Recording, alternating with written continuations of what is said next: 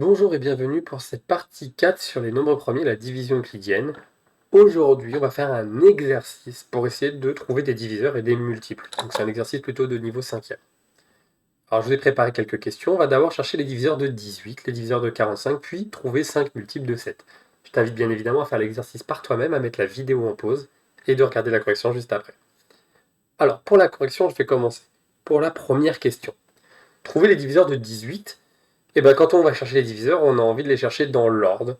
Et quand on va chercher dans l'ordre, on va chercher par le premier nombre potentiel, c'est-à-dire 1.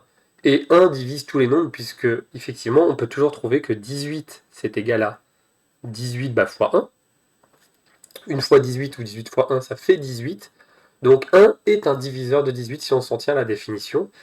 Et dans ce cas-là, donc on peut dire que 1, mais aussi 18, sont des diviseurs de 18. Donc en fait, quand on en trouve un, ce qui est assez magique, c'est qu'on n'en trouve pas juste un, mais on en trouve deux. Il y a toujours une paire de diviseurs. Alors, sauf cas particulier, mais en général, c'est une paire. Et bien on va continuer à chercher. On a essayé avec un, on va prendre le nombre entier qui suit, le suivant. Avec 2, est-ce que ça marche? Est-ce qu'on peut trouver 18 égale 2 fois quelque chose? On va continuer dans la même idée. Et là, je me dis tout de suite, ah bah oui, c'est 2 fois 9. Donc je dis que 2 est un diviseur, mais aussi 9 du coup. Donc 2 et 9 sont des diviseurs de 18. Puis je vais continuer sur la même lancée, me dire, et 3, est-ce que je peux trouver un diviseur 3? Et je vais essayer tous les nombres jusqu'à 18. Alors, est-ce que 3 fois quelque chose peut être égal à 18? Bah oui, pas de problème. Ça va être 3 fois 6. Donc j'ai 3 et j'ai 6 qui sont eux aussi des diviseurs de 18. Puis on va continuer comme ça, ainsi de suite sur cette lancée. Et là, alors on va essayer avec 4. Est-ce que 18, je peux trouver que c'est 4 fois quelque chose? Alors là, j'ai un problème, c'est que le nombre, si j'essaye ici, bah 4 fois 4, 16, et 4 fois 5, 20. Donc le nombre que je vais mettre ici, ce n'est pas un nombre entier. Donc j'ai pas de nombre entier ici que je peux mettre. C'est-à-dire c'est un nombre qui aura forcément une virgule. Donc ici, 4 n'est pas un diviseur de 18. Je vais continuer, je vais essayer avec 5. 5, bah assez naturellement, on se rend compte effectivement encore une fois que 5, ça va pas fonctionner ici. Puis j'ai envie de me dire, bah, je vais continuer, je vais essayer avec 6. Et là, hop, je regarde en haut, je fais, ah mais oui, mais 6, je l'ai déjà trouvé. En fait, il se passe quelque chose. Quand on fait les diviseurs dans l'ordre et qu'on trouve à chaque fois celui qui va avec, quand je retombe sur un diviseur que j'ai déjà trouvé, en fait, c'est que j'ai fini ma recherche de diviseur. Je ne vais pas vous expliquer pourquoi en détail, pas dans la vidéo, mais en tout cas, ça fonctionne bien. Donc ici, j'ai testé avec 1, 2, 3, 4, 5 et 6, je l'ai déjà. Donc je peux m'arrêter là. Et mes diviseurs, ils sont là. J'ai juste à regarder. Ils sont tous ici. Les diviseurs de 18. 1, 2, 3, 6, 9 et 18. Et ils vont à chaque fois par paire.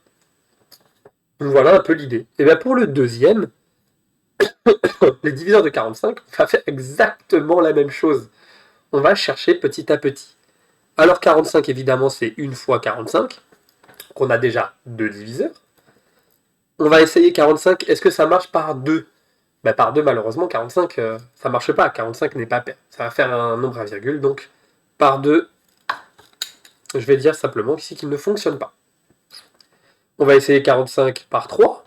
Est-ce que c'est 3 fois combien 45? Alors si je cherche un petit peu, je peux trouver qu'effectivement 45 divisé par 3, ça fait 15. Donc c'est 3 fois 15. Donc là, ça marche. On continue à côté avec par 4. Encore une fois, par 4, ça ne va pas marcher. On s'en rend compte assez rapidement. 45, maintenant, on va essayer par 5. Et là, on se rend compte effectivement que 45, c'est 5 fois 9. Puis il nous reste encore à essayer 6, 7 et 8. Alors je vais donner la réponse pour gagner un peu de temps, mais 45 n'est pas dans la table de 6, donc pas divisible par 6. 45 n'est pas dans la table de 7. Et 45 n'est pas dans la table de 8. Et ma recherche s'arrête instantanément, puisque maintenant le suivant, ça serait 9, et je l'ai déjà. Donc j'ai juste à conclure que finalement les diviseurs de 45 sont, et je prends les nombres que j'ai trouvés. 1, 3, 5, et je vais les mettre dans l'ordre même. Tiens, 1, 3, 5. Et ensuite, je prends dans l'autre sens 9, 15, 45. 9, 15 et 45. Alors mince, hop, on ne le voit pas, je décale un tout petit peu. Voilà. Alors, Tout simplement, voilà comment on trouve les diviseurs. Je vais le mettre juste en dessous. Hop, 45. Donc, à savoir faire, trouver des diviseurs, en fait, il suffit de bien connaître ces tables dans la plupart des cas. On peut s'aider des critères de divisibilité, je vais évoquer dans le prochain cours un petit peu les critères, c'est pour un gain de temps principalement, c'est bien de les connaître par cœur. Mais voilà pour les choses. Et les multiples de 7, je vais aller très vite ici, ça va se faire en une ou deux lignes. Si je veux les multiples de 7, en fait, les multiples de 7, je cherche les nombres qui sont dans la table de 7. Et bien là, j'ai même pas besoin en fait de faire de calcul, je vais directement les écrire. Les multiples de 7, j'ai juste à l'écrire, c'est 7, puis je récite ma table de 7. 14, 21, 28, 35, et ainsi de suite. C'est tous les nombres qui seront dans la table de 7. Pas plus dur que ça. Alors, une question sur les multiples me revient souvent.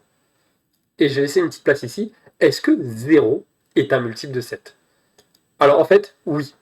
Puisque 7 fois 0, ça fait 0. Donc 0 est bien dans la table de 7. Si on multiplie 7 par un entier, ça donne bien 0. C'est possible avec l'entier 0. C'est un cas très particulier qui servira probablement qu'à des personnes qui ont un bon niveau d'études. On l'utilise très peu au collège. Mais en tout cas, c'est bon à savoir, 0 est bien un multiple de 7. En fait, 0 est multiple de tous les nombres. Et bien voilà pour cette petite vidéo et ce petit exercice. J'espère qu'il t'aura plu. N'hésite pas à poser des questions si tu en as et à t'entraîner davantage. A bientôt pour un prochain cours.